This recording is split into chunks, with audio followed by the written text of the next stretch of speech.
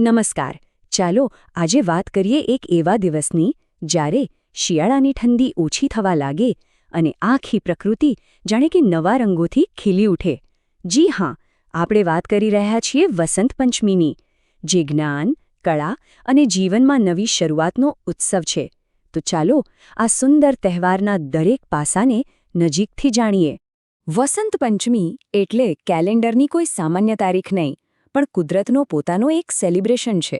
સમજો કે આ દિવસે શિયાળાની જે સુસ્તી હોય છે ને, એનો અંત આવે છે અને ધરતી જાણે કે નવા ફૂલો અને નવી એનર્જી સાથે ફરીથી જીવંત થઈ જાય છે. એક રીતે આ પ્રકૃતિના પુનર્જન્મનો દિવસ છે. પણ આ તો થઈ પ્રકૃતિની વાત. આ ઉત્સવ પાછળ એક બહુ જ ઊંડો આધ્યાત્મિક અર્થ પણ છુપાયેલો છે. વસંત પંચમીનું જે મૂળ છે ને, એ દેવી સરસ્વતી સાથે જોડાયેલું છે, કારણ કે આ દિવસને એમના પ્રાગટ્ય દિવસ તરીકે ઉજવવામાં આવે છે. તો સવાલ એ થાય કે માં સરસ્વતી કોણ છે? વેલ, એ જ્ઞાન, કળા, સંગીત અને બુદ્ધિની દેવી છે. એ શક્તિ જે આપણને કંઈક નવું વિચારવા, કંઈક સર્જન કરવા અને આપણી જાતને અભિવ્યક્ત કરવાની પ્રેરણા આપે છે. અને એટલે જ દરેક સ્ટુડન્ટ, દરેક કલાકાર અને જ્ઞાન મેળવવા ઈચ્છતા દરેક વ્યક્તિ માટે આ દિવસ ખૂબ જ ખાસ છે. આની પાછળ એક બહુ જ રસપ્રદ પૌરાણિક કથા છે. કહેવાય છે કે જ્યારે બ્રહ્માજીએ આખી સૃષ્ટિ બનાવી ત્યારે બધું સુંદર તો હતું, પણ સાવ શાંત, ચૂપચાપ, જાણે કે એમાં કોઈ જીવ જ ન હતો. આ ખાલીપાને દૂર કરવા માટે એમણે મા સરસ્વતીનું આહ્વાન કર્યું. જેવી જ દેવી પ્રગટ થયા અને એમણે વીણા વગાડી, આખી સૃષ્ટિમાં જાણે કે જ્ઞાન, સંગીત અને કળાનો સંચાર થઈ ગયો. એટલે જ વસંત પંચમી એ જ્ઞાનના જન્મનો દિવસ છે. દેવી સરસ્વતીની ઉપાસના સિવાય વસંત પંચમીની એક બીજી પણ ઓળખ છે. એવી ઓળખ જે આપણું ધ્યાન તરત જ ખેંચે છે, અને એ છે પીળો રંગ. આ દિવસે તમે જ્યાં જુઓ ત્યાં તમને પીળો રંગ જ દેખાશે, જાણે આખું વાતાવરણ પીળા રંગે રંગાઈ ગયું હોય. તો મનમાં સવાલ થાય જ ને કે આ તહેવારમાં પીળા રંગનું આટલું બધું મહત્વ કેમ છે? શું કામ બધે પીળું પીળું જ દેખાય છે?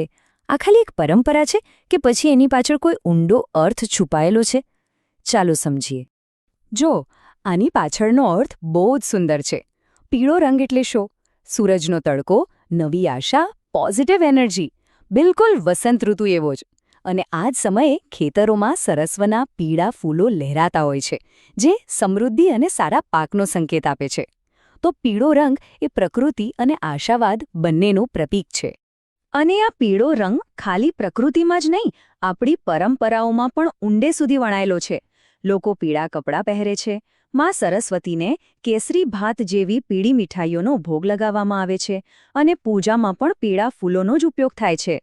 સારું, તો આપણે પૂજાપાઠ અને રંગોની વાત કરી, પણ વસંત પંચમી આનાથી પણ કંઈક વિશેષ છે.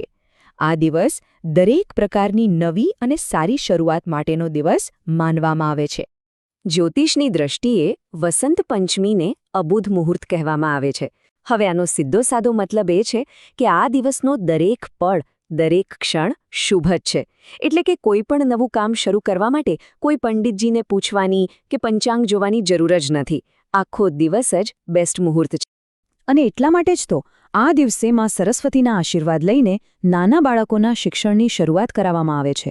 પણ આ શુભતા ખાલી ભણવા પૂરતી નથી. લગ્ન હોય, નવા ઘરમાં પ્રવેશ હોય કે પછી કોઈ નવા બિઝનેસની શરૂઆત કરવી હોય, આ બધા જ કામ માટે વસંત પંચમીનો દિવસ એકદમ શ્રેષ્ઠ માનવામાં આવે છે. ઓકે, તો આપણે ધર્મ અને જ્યોતિષની વાત કરી લીધી, પણ હવે પાછા વળીએ પ્રકૃતિ અને સંસ્કૃતિ તરફ. કારણ કે આખરે આ દિવસ એટલે વસંત ઋતુનું શાનદાર સ્વાગત. અને હા, વસંત કોઈ એવી તેવી ઋતુ નથી. આપણા સાહિત્યમાં તો એને ઋતુરાજ કહેવામાં આવી છે, એટલે કે બધી ઋતુઓનો રાજા. કેમ?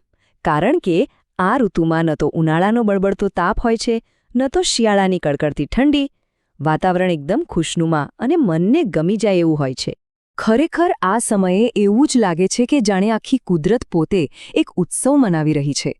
ચારે બાજુ રંગબેરંગી ફૂલો ખીલી ઉઠે છે, કોયલના મીઠા ટહુકા સંભળાય છે, અને આખી હવામાં એક નવી તાજગી અને નવી એનર્જીનો અનુભવ થાય છે. તો વસંત પંચમી માત્ર એક તહેવાર નથી, પણ એનાથી પણ વિશેષ એક પ્રેરણા છે. પ્રકૃતિ પાસેથી નવું જીવન શીખવાની, દેવી સરસ્વતી પાસેથી જ્ઞાન મેળવવાની અને આ શુભ મુહૂર્ત પાસેથી કોઈ નવી શરૂઆત કરવાની. તો પછી આ વસંત પંચમી આપણા જીવનમાં કઈ નવી કળા શીખવાની કે કયા નવા જ્ઞાનને અપનાવવાની શરૂઆત બની શકે છે? આ વિચાર સાથે સૌને વસંત પંચમીની ખૂબ ખૂબ શુભેચ્છાઓ.